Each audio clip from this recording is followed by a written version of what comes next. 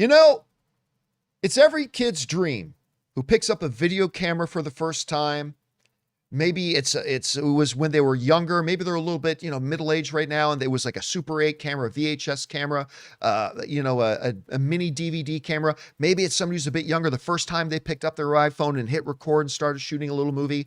It is every young kid's dream who has fantasies about becoming a filmmaker to someday swindle Netflix out of $11 million. It's every kid's dream, man. Every kid's dream. It's mine. But I would deliver, John. I would deliver. And director Carl Rinch, he fulfilled that dream.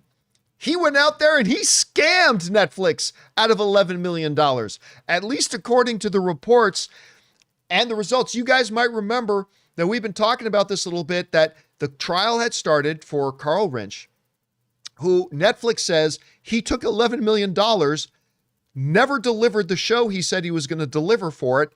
Oh, and by the way, with the $11 million we gave him, he bought himself a $700,000, I believe it was a Lamborghini. It might have been a different sports car, but he bought himself a $700,000. As one does, John. As one does. As one does. Then he spent about $300,000 on a watch. And then one of Jonathan Voico's favorites, he spent over $600,000 on mattresses. Yeah, mattresses. $600,000. That's what he did with the money. Well, that was quick. The trial is over. And director Carl Rinch has been found guilty of embezzling $11 million away from Netflix. The folks over at Variety write the following. Director Carl Rinch was convicted Thursday on charges of defrauding Netflix out of $11 million during the production of the never-completed sci-fi series White Horse. Rinch faces the threat of many years in prison when he is sentenced on charges of wire fraud, money laundering, and making illegal transactions. His sentencing is scheduled for April 17th. Wait, can you read the next? Oh, yeah. This is amazing. The director, 48 years old, took the stand in his own defense on Tuesday, chalking up the dispute to a misunderstanding. He has maintained that he completed principal photography on the first season of the show and needed the money, this extra $11 million, for pre-production on season 2. But here's the kicker, Rob. He said, no, misunderstanding. I did complete season 1, and I got the $11 million to start pre-production on season 2, except this.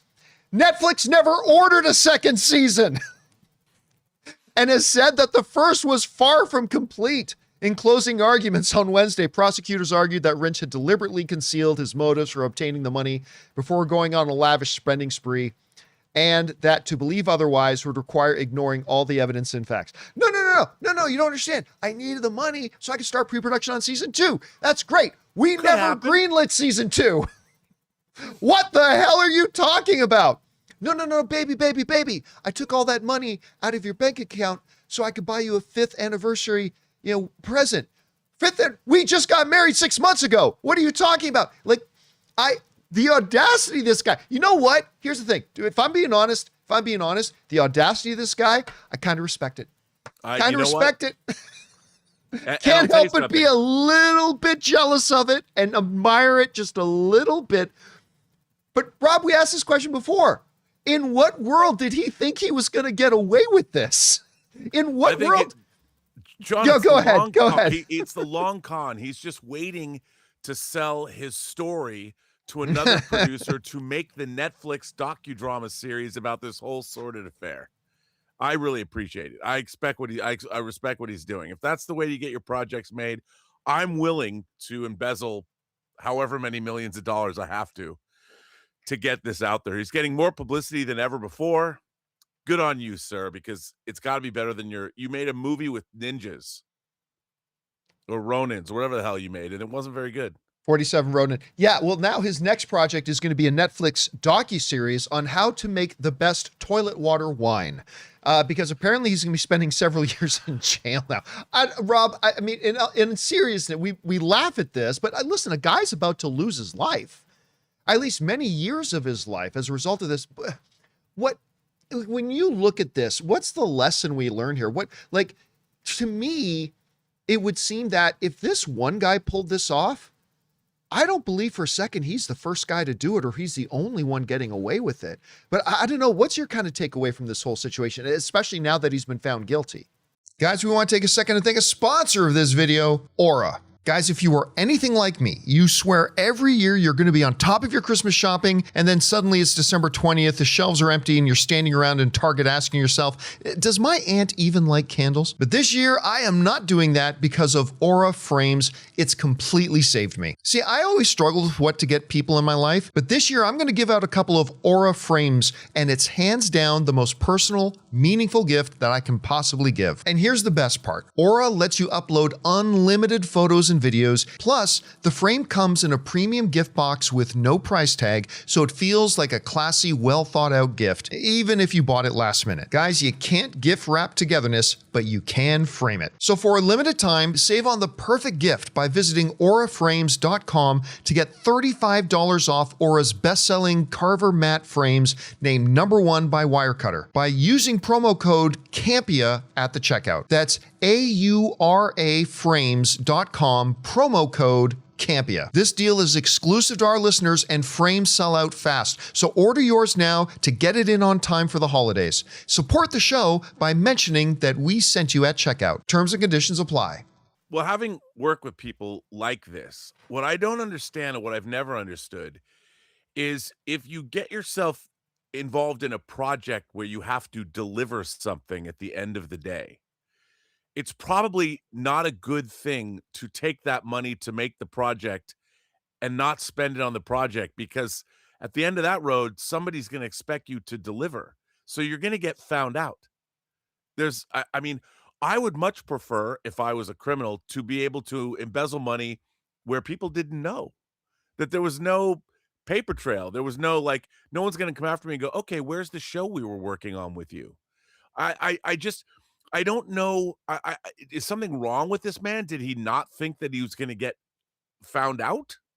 I mean, it doesn't make any sense to me. It's like, dude, or better yet, why embezzle all the 11 million?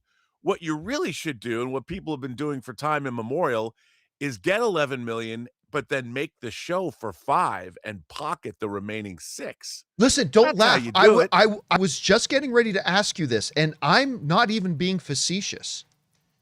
We all scratched our heads and scoffed at Netflix signing over what, 200 and something million dollars to the Russo brothers to make Electric State.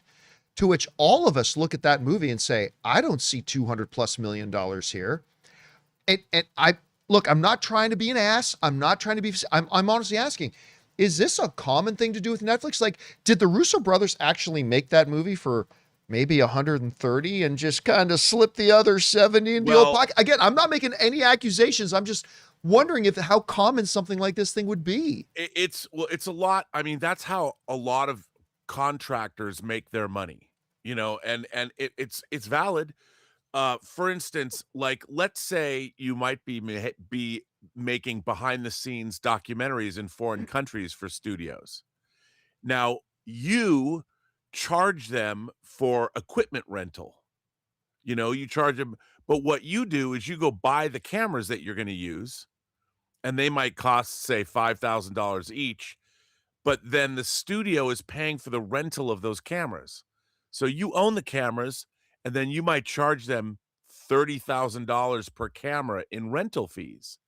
Now, that isn't embezzling, but that's just par for the course. If a studio makes a movie, they don't own the cameras for the most part. Like, Warner Brothers doesn't have its own camera department that they use cameras from. They go rent camera equipment from Panavision. It's Panavision's equipment.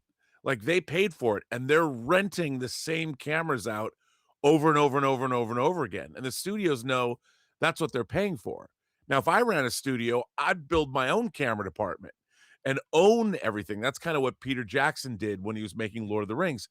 He goes and he builds himself Park Road Post, which has one of the greatest post-production facilities in the world. And then he uses studio money to do it, and then he rents that facility back to the studios. You know what that's kind of like? Forgive me for bringing it up, but it's just too. It's kind of like having a president of the United States who owns some properties, and then when there are some official government things going on, he makes them host it at his own facilities and then charges the government to pay him for renting those facilities.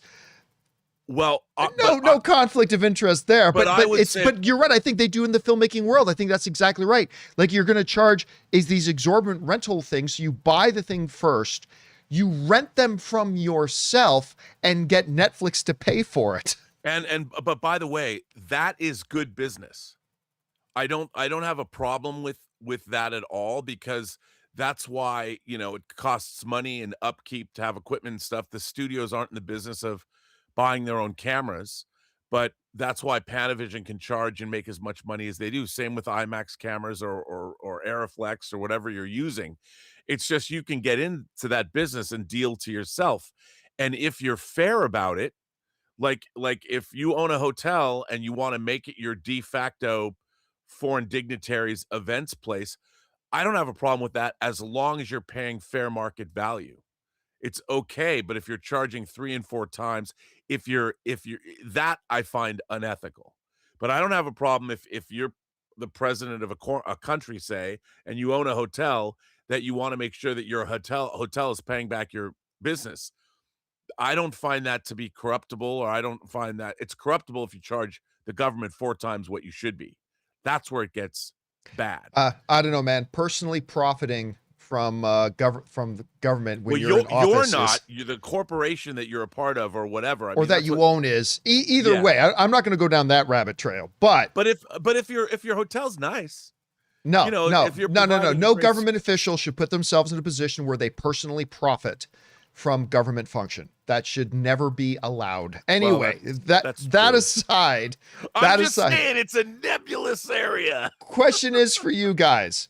What do you think about this? The guy who kind of, like, very sneakily almost got away with it too, if it wasn't for those meddling kids. If he just took $11 million from Netflix. He's gone to court and he has now been convicted, and he's going to go to jail. For how long, we don't know. We'll find out in April once he has his sentencing. But whatever you guys think about this, jump down into the comment section below and let us know your thoughts.